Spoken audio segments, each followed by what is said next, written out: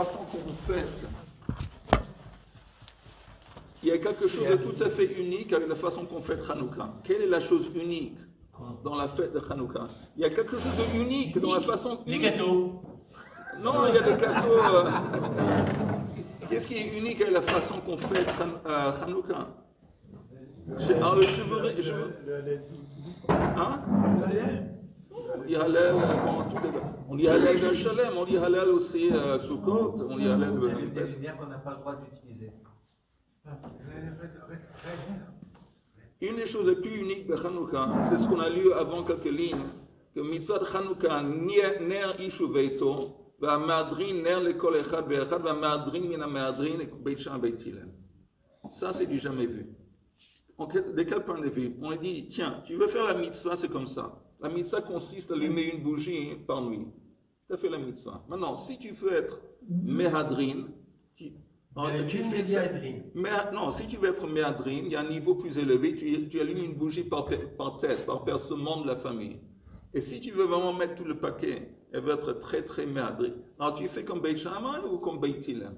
Ça, c'est du jamais vu.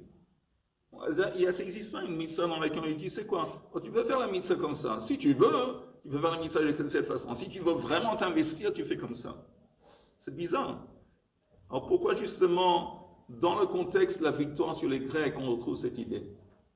Alors, le mot hidur, ça veut dire quoi? Mehadrin, hidur, ça veut dire quoi en hébreu? Ça veut dire beauté. Comme on dit, pri etz hadar, en parlant du etrog. La Torah appelle le etrog pri etz hadar. Hadar, ça veut dire entre autres, une des explications de hadar, c'est beau. Maintenant, comme on parle ici de la victoire contre les Grecs, il faut savoir que ce qui caractérisait les Grecs, entre autres, c'est la beauté. C'est écrit dans la Torah, Yaft Elokim, on avait vu ça dans la Masechet Megillah. Yaft Elokim le Yefet, Veishkon be'ohalei Shem. Car Akadosh va embellir Yefet et il va résider dans les tentes de Shem. Comment il s'appelle? Rav Hirsch, Shimshon Raphaël Hirsch explique. Les trois fils de Noach, en gros, ça représente trois étapes dans l'humanité, trois étapes dans la vie d'une personne aussi. Il y a Cham.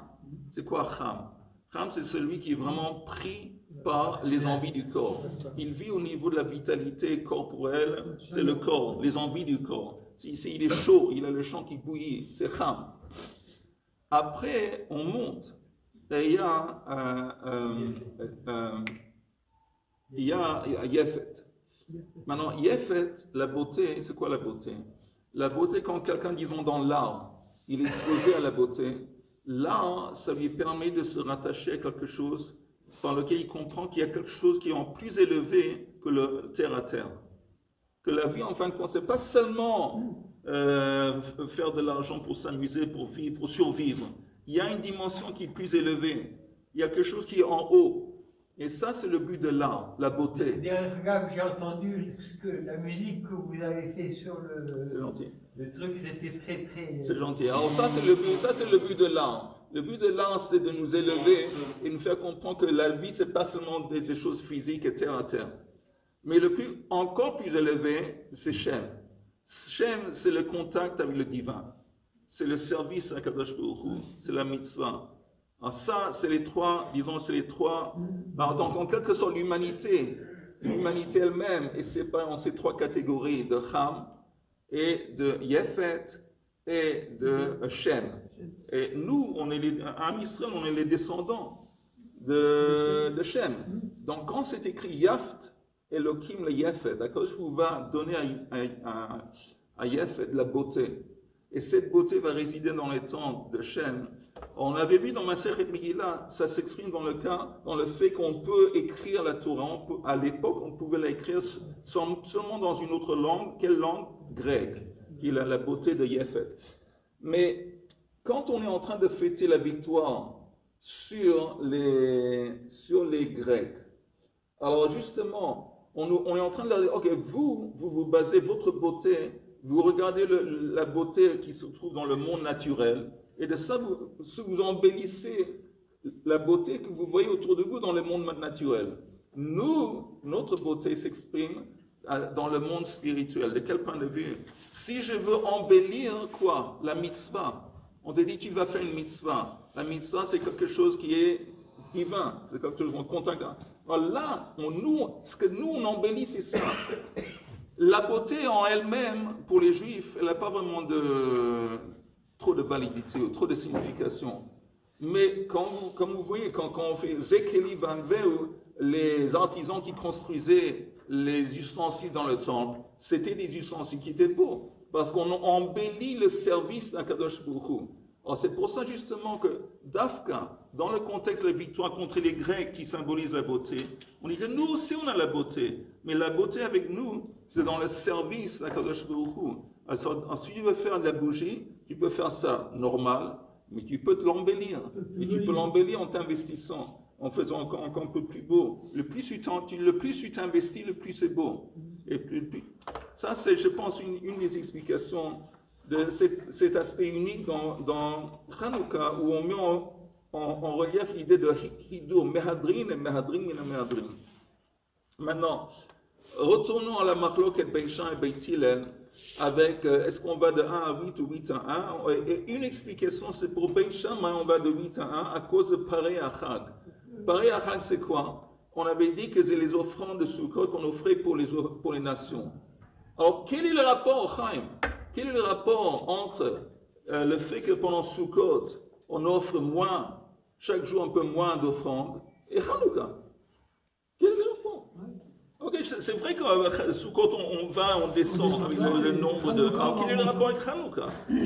Et l'explication est, il me semble, que qu'est-ce qu'on parle ici? On parle de la lumière qui éclaircit dans l'obscurité. Alors, Béchamp, il met en relief l'obscurité. Il dit, écoute, c'est quoi les nations? Les nations, en fin de compte, c'est l'obscurité. Pourquoi les nations sont l'obscurité? Pourquoi nous, on dit que la Grèce est l'obscurité? La Grèce qui était connue, on est tellement intelligente et tellement de la philosophie, on dit, comment on dit, en français, il doit y avoir un mot qui décrit ce que représente la Grèce. Elle est très... Non, plus qu'esthétique. Elle est très... Nahor, comment on dit Nahor en Nahor en français? C'est pas important. Mais pour les sages, la Grèce c'est l'obscurité. Alors pourquoi pour les sages la Grèce c'est l'obscurité? Parce qu'ils ont en fin de compte une vision matérialiste du monde. Pour eux, c'est le matériel qui compte. Alors c'est pour ça que c'est l'obscurité. Pas seulement la Grèce, mais toutes les nations du monde. Que eux, ils conçoivent le monde en étant quelque chose de matériel. Alors donc, nous, on parle Sukkot. Pourquoi Sukkot, il y a chaque fois moins et moins et moins d'offrandes? Parce qu'on parle de la puissance des nations qui, pendant l'histoire du monde, va aller s'affaiblir, en s'affaiblissant. Alors il dit la même chose Hanouka. Hanouka, comme il y a une victoire de la lumière contre l'obscurité. Alors il dit que comme de toute façon, il y a de moins en moins d'obscurité, c'est ça qui exprime la victoire. Quand est-ce qu'on a besoin de plus de lumière? Quand il y a beaucoup d'obscurité. Quand il y a moins d'obscurité, on a besoin de moins de lumière.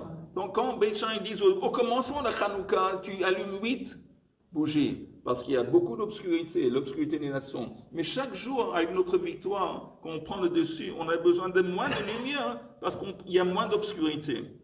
Donc lui, il dit que le nombre de lumière de bougies qu'on allume, c'est en fonction de l'obscurité qui va et s'affaiblir. Et elle va et s'affaiblir exactement comme le message de Sukkot. L'obscurité des nations, c'est quelque chose qui va et s'affaiblit, et donc ça s'exprime par le fait qu'on a besoin de moins de bougies. Ça, c'est Beit Shammai. Une petite question. Tandis que Beit Hillel, il dit non, je ne vais pas mettre en relief l'obscurité des nations. Je mets en relief, la lumière que moi je répands. Chaque jour, nous, on met en relief, on arrive à répandre plus de lumière, encore plus de lumière, et la lumière qui se répand de plus en plus. Donc, qu'est-ce qu'on met en relief? Est-ce que c'est le mal, comme Beit Shammai, il met en relief le mal qui s'affaiblit chaque jour de plus en plus, ou est-ce qu'on met en relief le bien, le bon, qui chaque jour se renforce et se répand de plus en plus? Ça, c'est Beit Hillel. Donc, c'est deux autres façons de regarder. Oui. Ouais, une petite question. Nous allumons la lumière de bougie Hanouka pendant 8 jours parce que la fiole, elle a duré 8 jours. Ce qui veut dire que si la fiole avait duré 15 jours, on aurait allumé 15 bougies Hanouka. Possible. Mais comme j'ai expliqué avant que Yoel était venu, et je le répète encore une fois, que l'idée des 8 jours qui correspondent, et c'est écrit dans la Gemara, mais les 8 jours qui correspondent à la fiole, c'est une idée qui est plus moderne. Que pendant presque 2 siècles après la fête de Hanouka, il n'y avait pas aucune mention dans les anciens textes qui parlent de Hanouka du Nes de la bougie, de Nes de Shemen. Il n'y avait pas de fête du tout. Non, il y avait une fête, mais la fête, comme c'est exprimé dans Al-Anissim, c'était une fête de remercier Akadosh Baruch Hu pour l'assistance qu'il nous a donnée pour survaincre les choses. Écoute, le Maharal, il donne une autre explication. On va en parler. J'aimerais une remarque au sujet de l'obscurité des Grecs. Je pense qu'il faut quand même limiter ce propos. Les philosophes grecs nous apportaient beaucoup de choses. Oui. Aristote, Platon, Socrate, etc. Auxquels donc nos philosophes, nos sages juifs étaient conscients de ça. Donc, moi je pense que la Grèce, c'est une vision, comment dire, une vision humaine, on va dire, limitée à l'homme. Oui. Alors que la vision juive est exprimée vers Hachem. Il y a un manque de Dieu dans la philosophie juive. Ok, alors tu es d'accord avec ce que je viens de dire? Oui. En fin de compte, alors, la vision grecque du monde, c'est une vision qui est obscure, dans le sens qu'elle n'est pas consciente, de toutes ces dimensions divines qui est l'essentiel. Il y a quand même une différence entre notre perception à nous, vis-à-vis du mitzvot, et leur perception par rapport à la beauté. La beauté, elle est présente, elle est constante, elle est là. Nous, quand on fait les mitzvot, on n'est pas sûr de comprendre ce qu'on fait. Il y a 613 mitzvot, sur les 613, si on demande à tout le monde de détailler les mitzvot, c'est pas sûr qu'on est. Alors, on le fait parce qu'on nous a dit de on nous a appris ça. Mais par rapport aux Grecs, on est en décalage. Pourquoi? Parce que quand ils font quelque chose de beau, il est là, c'est visible, c'est beau. Là. Tandis que nous, quand on fait la mitzvah, bien souvent, on ne sait pas ce qu'on fait. Parce qu'on n'a pas la concentration dessus, on ne sait pas bidou, quelle est la matière. Quel va être le résultat final ou les répercussions de l'acte de la mitzvah? En attendant, j'ai un ami qui s'appelle Moshe Cohen Solel, il a écrit un ou 2 livres, il est très gentil, et il m'avait dit une fois que faire une mitzvah, c'est fêter le geste juste. Le geste juste, c'est un plaisir de savoir dans la vie que quand on fait une mitzvah, à ce moment-là, il n'y a rien de plus parfait. Il n'y a rien avec plus de signification qu'on peut faire que maintenant cet acte de mettre des tefillin, ou de mettre des tzitzit, ou de dire Kriyat Shema. C'est le top. C'est le top du top. On est en train de se joindre avec la volonté divine, avec la volonté de la force qui a créé le monde et qui continue à créer le monde et on fait un truc, il n'y a rien de mieux que ça, à ce moment-là, qu'on fait une mitzvah. Et ça repose l'esprit. C'est-à-dire un grand sentiment de satisfaction, de savoir que, ok, je fais le top du top. Maintenant, ça, c'est une question de foi. Comme tu dis, c'est pas on ne voit pas la lumière qui répand de l'acte de faire la mitzvah, mais quand on a la foi, et Baruch Hashem on l'a, alors c'est un immense sentiment de satisfaction de savoir qu'au moment que je fais une mitzvah, il n'y a pas un acte le plus important que je pourrais faire qui existe dans le monde, et ça s'appelle le geste juste. Et Baruch Hashem qu'on a eu le mérite de le faire. On peut faire une mitzvah parce qu'on nous a dit, on nous a appris à faire cette mitzvah, oui. Les mettre était fini. Mais la compréhension de la mitzvah, ça veut dire que... on dit il faut mettre les téfilines. À 13 ans, tu mets les téfilines. Oui. Mais le gosse à 13 ans, quand il met les téfilines, il ne sait pas ce qu'il y a dans la boîte. S'il apprend un petit peu, oui. Non, il a pris, attention. Bon. C'est aux parents. Les Israéliens, ils savent tout. Arrête de pleurnicher, Eli. Arrête de pleurnicher. Il y en a beaucoup moins. En fait, il y en a beaucoup moins, puisqu'il y a... Ok. C'est la réalité, c'est tout. On continue. Alors, on a vu le matin de Beit Shammai et Beit Hillel. Amar Rabba, Bar Bar Chana, Amar Rabbi Yochanan, Shnei Skenim Ayu Betzidan. Il y avait deux sages qui étaient à Tzidan. Echad asa que Beit Shammai, Echad asa que Divrei Beit Hillel. Un, il s'est comporté comme Beit Shammai, l'autre comme Beit Hillel. Zenoten Tam Dvarav. Un, il a dit que la raison que je fais comme ça, que Neged Parei Achag. Vezenoten Tam Dvarav de Ma'alim Bekodesh Vein Moridi. Ok. Vous y êtes ou vous êtes en plein délire? Tanoura Banan. Ner Chanukah, mitzvah lanicha al petach beito mi bachutz. La mitzvah d'allumer la bougie de Chanukah, ça doit être sur le seuil, en dehors de sa maison, auprès du seuil de la porte.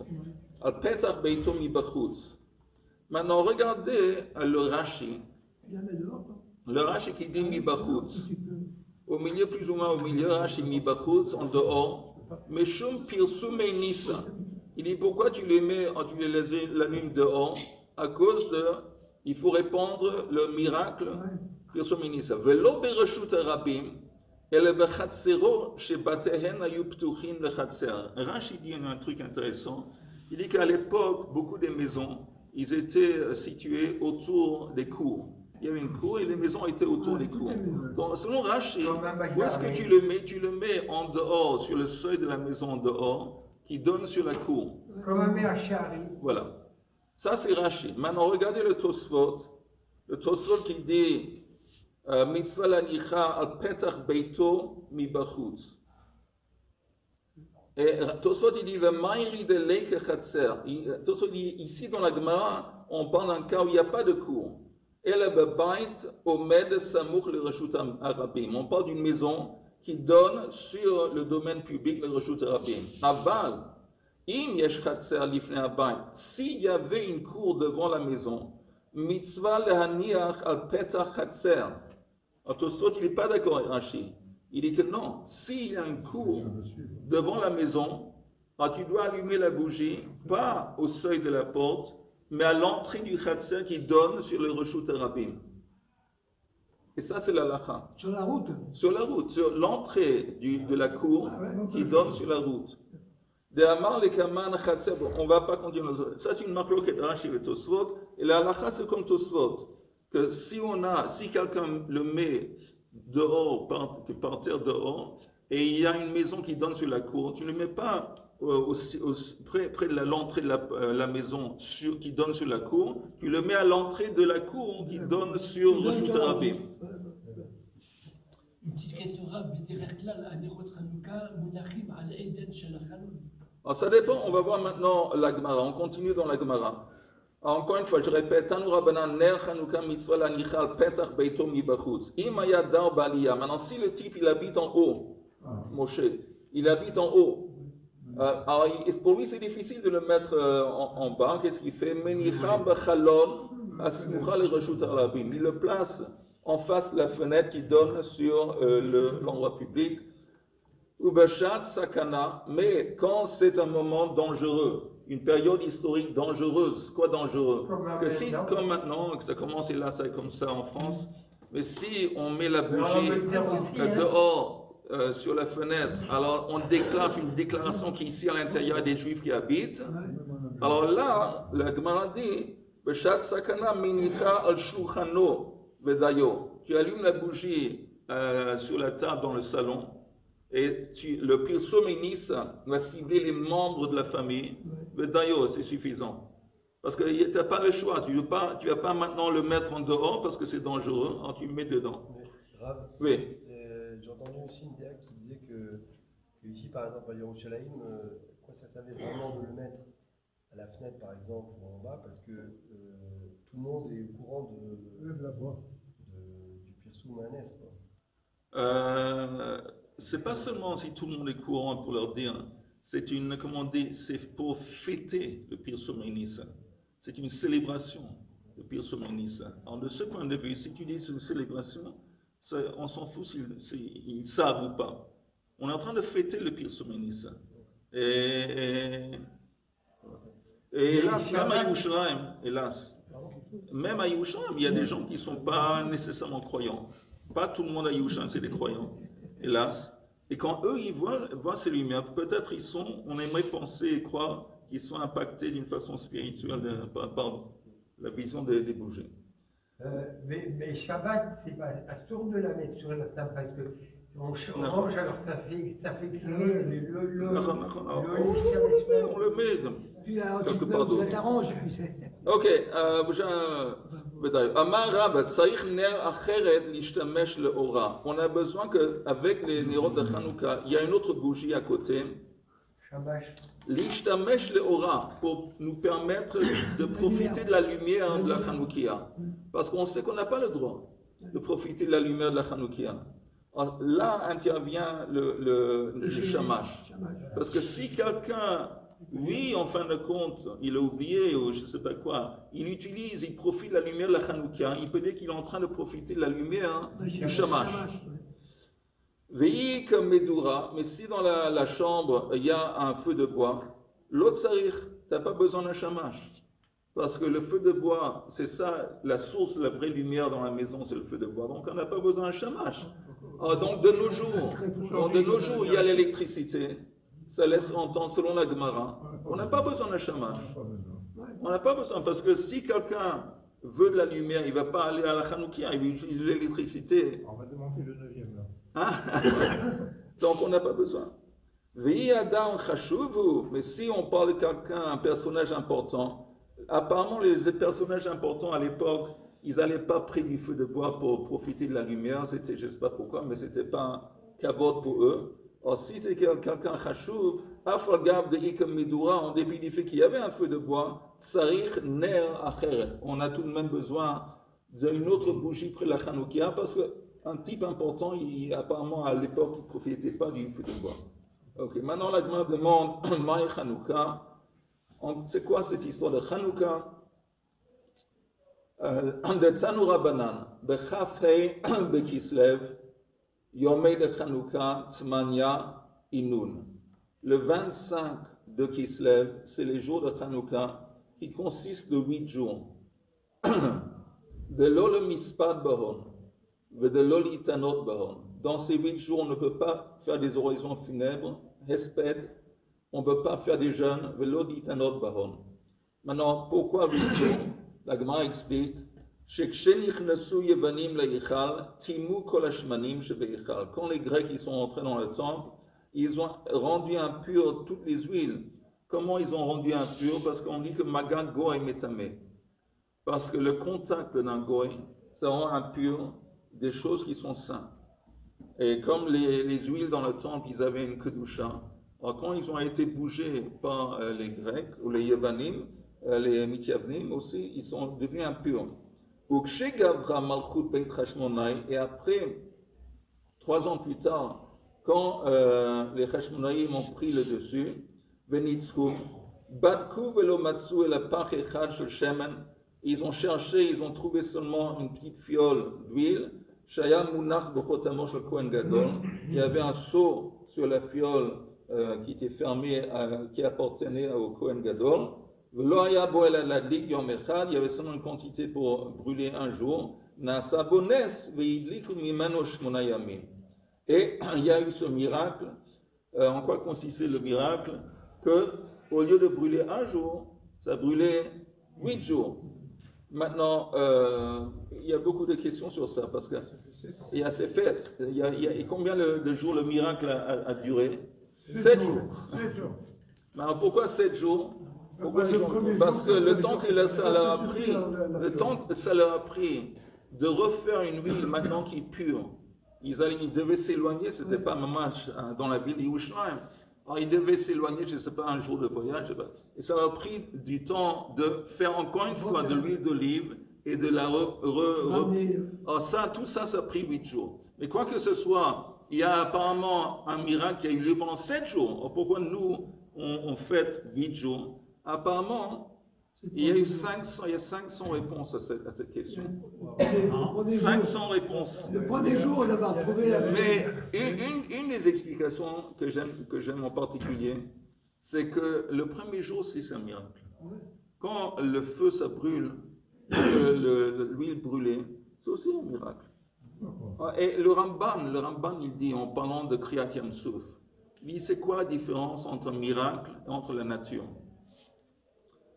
C'est quoi la nature? C'est la volonté divine. Qu'est-ce qui fait en sorte que, comme il y a une très belle histoire de Rabbi Hanina ben Dossa, c'est écrit dans la Gemara, Rabbi Hanina ben Dossa, il est allé à la Beknes, la ville, la veille de Shabbat, prier, et sa fille était restée à la maison, elle allumait les bougies. Et il rentre, il voit qu'après la prière, il rentre à la maison, il voit que sa fille est en train de pleurer. Il dit, qu'est-ce qui se passe? C'est Shabbat, on n'a pas le droit de pleurer Shabbat. Et il dit, écoute papa, je me suis trompé.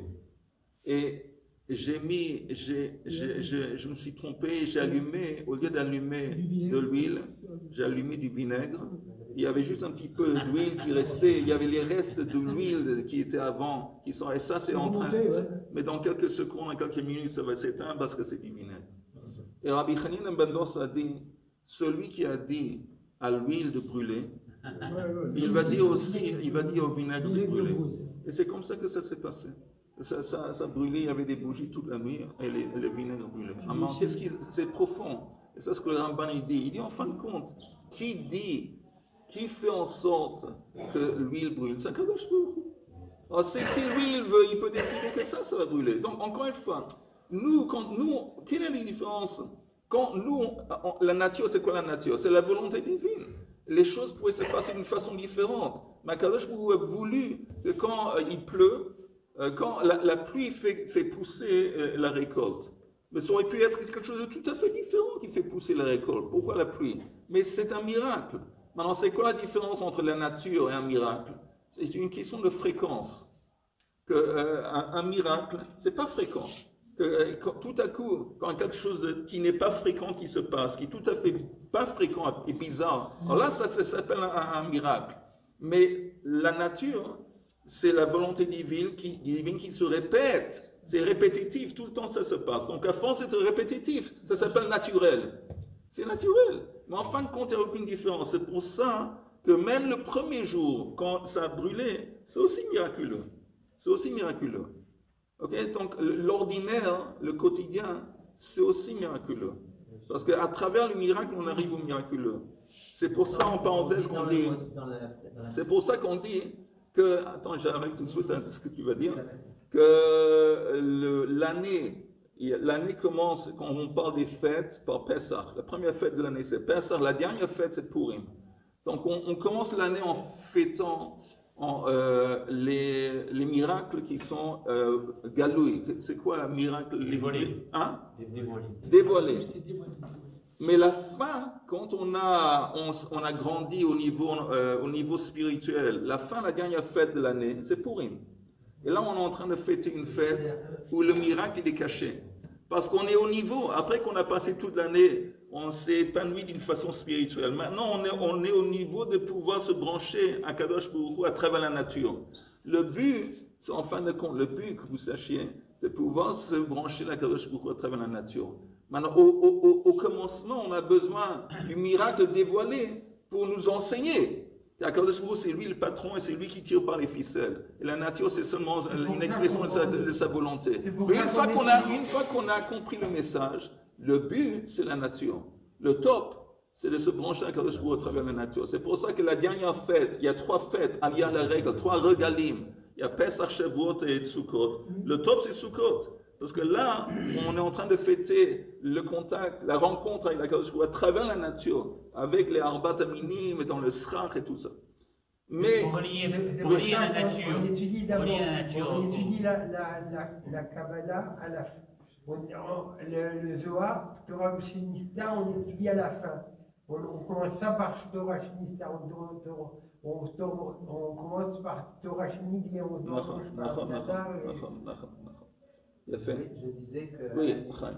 Je disais que tous les jours, 3 fois par jour, dans le Modim, on dit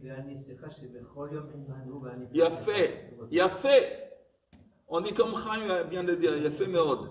Il dit chaque jour, on remercie Akadosh Baruch Hu, Al-Nisecha shebechol yom imanu. On te remercie pour tes miracles qui sont chaque jour, qui nous accompagnent chaque jour. À chaque jour, Chaque jour, il y a un miracle. Voilà, exactement, chaque Oui. jour. Ça valait la peine de venir ce matin, juste pas prendre ça. Mais le fonctionnement Chaque de jour. la nature, c'est. Quand on fait Modim le matin, je veux dire déjà, Ah ouais, on vient de se réveiller. Ok, maintenant, en fin de compte, pourquoi, si, comme on dit avant, si le miracle de Pach Hashemen, c'est un concept qui s'est introduit, qui a été mis en relief seulement plus tard dans l'histoire juive, pourquoi maintenant ça fait partie tellement intrinsèque, le Nes? Parce que les sages, quelquefois ça prend du temps pour comprendre, ou quelquefois ça prend du temps pour qu'un événement reçoit son envergure naturelle. Et en fin de compte, la vraie confrontation entre la culture grecque et la culture juive, c'est vis-à-vis de comment on conçoit la nature. Les Grecs, pour la nature, ils étaient tellement impressionnés par la nature qu'ils ont transformé les forces de la nature en Dieu. Les idoles grecques, Zeus. Zeus, c'était, je pense, le dieu du tonnerre ou la pluie. Ils transformaient les forces naturelles en Dieu parce qu'ils étaient tellement impressionnés par la nature.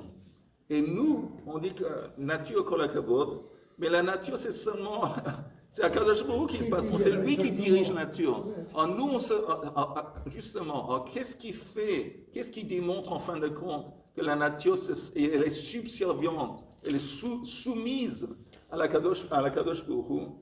C'est le miracle. Quand il y a un miracle, on voit tout à coup que c'est pas la nature qui détermine. Si c'était déterminé par la nature, il n'y aurait pas un espace, il n'y aurait pas un makom pour le Nes. S'il y a un Nes, c'est le Nes qui démontre d'une façon claire que la nature elle est soumise à la volonté divine. Et c'est ça la vraie confrontation entre un croyant et un non-croyant. Un croyant, il dit qu'en fin de compte, le patron c'est Akadosh Baruch Hu. Celui qui dirige le monde c'est Akadosh Baruch Hu. C'est pas la nature, c'est bien beau la nature, c'est important la nature, il faut prendre en compte les lois de la nature. Mais en fin de compte, ce qui compte, c'est Akadosh Baruch Hu. Tandis que le grec et toute cette société dans laquelle le monde occidental, de Maharavi dans lequel on a été éduqué, duquel on vient, il dit non. Tout ce qui compte, c'est comprendre. Il faut comprendre le monde naturel à travers nos sens, à travers la science, et voilà. Mais c'est tout à fait différent. Et encore une fois, la meilleure façon de faire la distinction, c'est à travers le Nes. C'est pour ça que les sages ont dit, en fin de compte, l'essence, c'est le Nes. Et une autre explication, pourquoi, si à l'Anissim, on parle tout le temps de remercier Akadosh Baruch Hu pour son assistance sur le champ de bataille, on parle de la victoire contre les Grecs, pourquoi, et la Gemara ici, elle dit, c'est quoi Hanouka, c'est le miracle. Alors pourquoi, comment on explique ces deux? Alors le Maharal, il dit comme ça. Le Maharal, il dit quelque chose de très intéressant. Il dit que si tu me dis que c'est simplement une victoire, une petite bande de courageux contre un empire, ça s'est passé même avec les Goïms.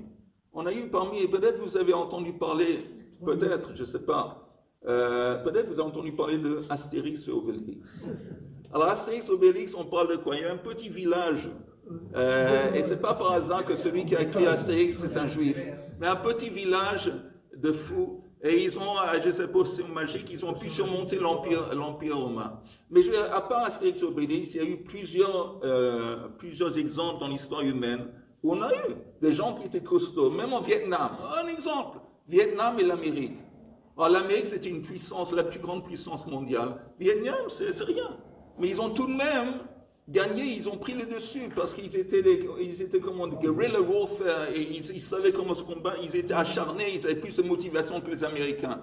Donc si tu te limites à la victoire, c'est pas unique, c'est pas une fête. C'est quoi une fête juive? Une fête juive, c'est toujours quand Akadosh Baruch Hu est impliqué. Quand Akadosh Baruch Hu est impliqué, c'est devenu une fête. Alors comment on sait que c'est une fête? Oh, le Nes. Là on arrive au Nes. Le Nes, selon le Maharal, c'est une façon de mettre le tampon divin sur les événements, dire que j'étais dans le coup. Akadosh Baruch Hu était dans le coup de la victoire des Juifs contre les Grecs. Comment je sais? C'est le Nes Pach Hashemen. Là qu'on a vu ça, on a dit, oh, alors là on voit qu'Akadosh Baruch Hu était dans le coup, Et c'est lui, en fin de compte, qui nous a donné la victoire. C'est pas parce qu'on était costaud et courageux et des braves types. Non! C'est Akadosh Baruch Hu qui est Masa Giborim Biad Chalashim Verabim Biad Maatim. Lui, ils disent que le Nes par Hashem, selon le Maran Meprak, c'est une confirmation quand tout cet événement qui a duré pendant des années, il faut savoir que la guerre contre les Grecs, c'est pas un truc qui a pris des mois, ça a pris, je sais pas, 9 ans, 7, 8, 9 ans. Ça a pris beaucoup d'années. Hein? Pas 30 ans? Non, je pense que ça a pris 9 ans. Mais ça a pris des années, quoi que ce soit, ça a pris des années. Et il y a eu beaucoup de gens qui sont morts. Il y a beaucoup de Juifs qui sont morts sur le champ de bataille. Mais en fin de compte, on a gagné. Mais de comprendre et de savoir qu'en fin de compte, toute cette histoire, on a pu surmonter les Grecs en dépit du fait qu'on était moins nombreux et moins costauds et moins ça et moins. C'était l'assistance, le Siyata d'Ishmael. Et le tampon et la preuve que c'était Siyata d'Ishmael, c'est Nes par Hashem. Donc, Nes par Hashem, encore une fois, juste pour résumer, ça explique deux choses. Un, ça donne un tampon divin à tous les événements de Hanouka pour nous dire, pour confirmer qu'en fin de compte, tout ça, c'est Siyata d'Ishmael. Et ce n'est pas simplement nous, ce n'est pas Koribot Semyadi. Et deuxièmement, le Nes, l'idée, le concept du miracle, c'est super important parce que c'est ça qui fait la différence entre notre conception du monde, qu'Akadosh Baruch Hu, c'est lui, en fin de compte, qui est le patron, et entre la conception du monde des Grecs, qui dit en fin de compte, la chose, le top, c'est les forces naturelles, c'est la nature.